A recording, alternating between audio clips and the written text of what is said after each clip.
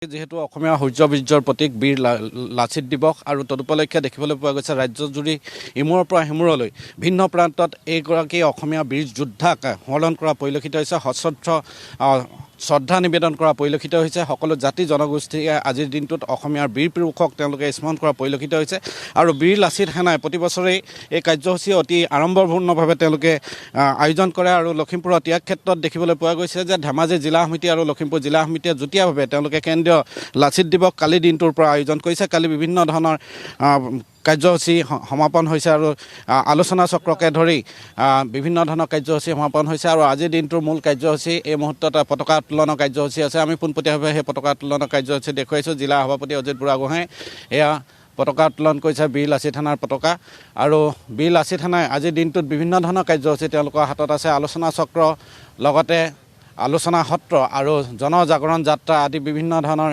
কাৰ্যসূচী তেওঁলোকে হাতত লোৱা পৰিলক্ষিত হৈছে আৰু এয়া বীৰ লাচিত সেনাৰ পতাকা উত্তোলন কৰা পৰিলক্ষিত হৈছে। বীৰ লাচিত সেনাৰ পতাকা আৰু এনেধৰণে আজিৰ দিনটোত প্ৰথমটো কাৰ্যসূচী তেওঁলোকে আৰম্ভ কৰা পৰিলক্ষিত হৈছে আৰু ইফালে যিসকল সমবেত সংগীত গাব তেওঁলোকো সাজু হৈ আছে আৰু এই মুহূৰ্তৰ দৃশ্য আমি দেখুৱাইছোঁ এয়া লখিমপুৰ ত্যাগ ক্ষেত্ৰৰ পৰা।